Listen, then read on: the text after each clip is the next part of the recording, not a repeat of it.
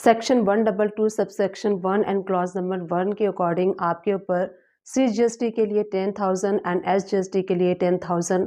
Penalty apply हो सकती है, लग सकती है। GST डिपार्टमेंट के साइड से आपके पास नोटिस आ सकता है।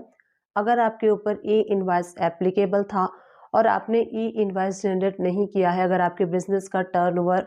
5 करोड़ या फिर मोर देन 5 करोड़ था और आपके ऊपर ई इनवाइस एप्लीकेबल हो गया है और आपने ई इनवाइस जनरेट नहीं किया है, तो section 122 sub section 1 and clause number 1 के अकॉर्डिंग CGST के लिए 10,000 एंड SGST के लिए 10,000 पेनाल्टी आप पे लग सकती है। सेकंड जो कंडीशन है वो भी डिस्कस कर लेते हैं। सेकंड है सेक्शन 122 एंड सब सेक्शन 3 के अकॉर्डिंग अगर आपके ऊपर ई इनवाइस एप्लीकेबल था और आप ई इनवाइस जनरेट नहीं करते थे, आपने नॉर्मल इनवाइस जनरेट किया और आप नॉर्मल इनवाइस को ही आगे पास आउट कर रहे थे, तो इस इनवाइस को इनवाइस नहीं माना जाएगा इस सेक्शन के अकॉर्डिंग, जो मैंने आपको भी बताया सेक्शन 122 के अकॉर्डिंग।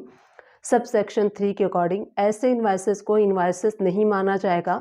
और अगर आपके ऊपर ई इनवाइस एप्लीकेबल था और आपने ई इनवाइस जनरेट नहीं किया है, तो यहाँ पे सेक्शन 122 सब सेक्शन 1 एंड 3 के अकॉर्डिंग आपको GST डिपार्टमेंट के साइड से नोटिस इशू किया जा सकता है। और मैंने पहले वाले सेक्शन में बताया था सब सेक्शन 1 के अकॉर्डिंग 10,000 CGST एंड 10,000 SGST आपके ऊपर पेनाल्टी लग सकती है। सेकेंड सेक्शन सेम है, जो सब सेक्शन है वो 3 के अकॉर्डिंग, इसमें CGST के लिए 25,000, SGST के लिए 25,000 एंड IGST के लिए 25,000, यानी कि टोटल 75,000 आपके ऊपर पेनाल्टी लगाई जा सकती है। तो इन सब चीज़ों से बचने के लिए अगर आपके बिजनेस का टर्नओवर 5 करोड़ या फिर मोर देन 5 करोड़ है, तो आपको ई इनवाइस जनरेट करना चाहिए। अदरवाइज इन फ्यूचर में इस टाइप से आपके पास नोटिफिकेशन आ सकते हैं और इस तरीके से GST डिपार्टमेंट के साइड से आपके पास नोटिस आता है, तो आप इसका रिप्लाई कर सकते हैं। जो मैंने आपको सेक्शन 122 बताया, जिसमें कि sub section 1 and sub section 3 के अकॉर्डिंग अगर आपके ऊपर ई इनवाइस ना बनाने के लिए अगर पेनाल्टी लगती है, तो आप रिप्लाई गवर्नमेंट को दे सकते हैं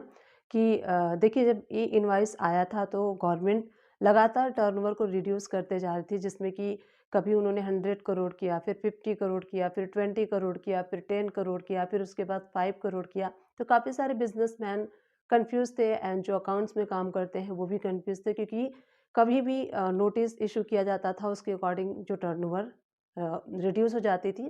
उसके वजह से हर कोई अवेयर नहीं होता था। तो काफ़ी सारे लोगों ने ई इनवाइस जनरेट नहीं किया, क्योंकि वो अवेयर नहीं थे, बिजी थे, या फिर जो भी रीज़न हो सकता है, जो उन्होंने ई इनवाइस जो है कि जनरेट नहीं किया। बट बाद में गवर्नमेंट ने नोटिफिकेशन इशू करके ये भी बताया था कि जिस भी बिज़नेस के ऊपर ई इनवाइस एप्लीकेबल है और उन्होंने ई इनवाइस जनरेट नहीं किया है, तो वो अपना ई इनवाइस जनरेट कर सकते हैं। प्रीवियस लास्ट मंथ के भी ई इनवाइस को जनरेट कर सकते हैं। गवर्नमेंट ने बाकायदा टाइम भी दिया था, बट उसके बाद भी अगर काफ़ी सारे लोग, क्योंकि ये नई चीज़ है और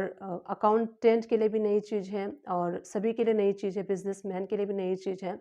तो उसके लिए गवर्नमेंट ने टाइम दिया था। बट फिर भी काफ़ी सारे लोगों ने ई इनवाइस जनरेट नहीं किया था, उसकी वजह से उनके पास GST डिपार्टमेंट के साइड से नोटिस आ सकता है। तो नोटिस अगर आता है, आपने ई इनवाइस जनरेट नहीं किया है, तो उसके अगेंस्ट में आप रिप्लाई कर सकते हैं कि सेक्शन 122 अगर गवर्नमेंट से आप रिक्वेस्ट कर सकते हैं रिप्लाई में कि वो 75,000 का पेनाल्टी ना लगा के जो सेक्शन 122 सब सेक्शन 1 का है वो आपके ऊपर अप्लाई करें, जिसमें कि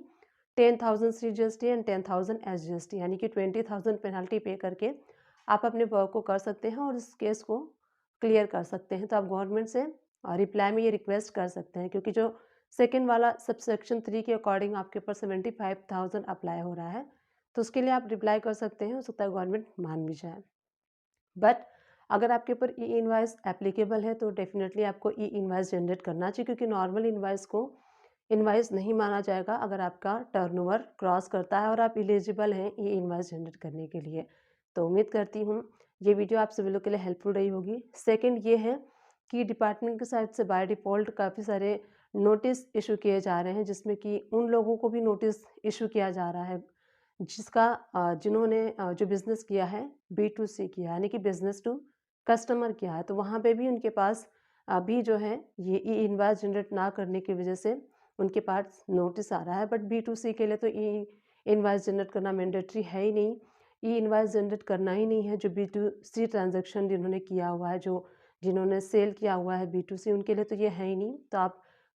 अगर आप B2C सप्लाई करते हैं सिर्फ, और आपके पास अगर इस तरीके से बाय डिफ़ॉल्ट नोटिस आता है, तो आप गवर्नमेंट को रिप्लाई कर सकते हैं कि जो आपने सप्लाई की है वो आपने B2C की है, तो उस कंडीशन में आप एलिजिबल नहीं हैं ई इनवॉइस बनाने के। तो काफ़ी सारे नोटिस आ रहे हैं, तो इस तरीके से आप नोटिस का रिप्लाई दे सकते हैं। बाय डिफ़ॉल्ट गवर्नमेंट के साइड से भी मिस्टेक हो जाता है,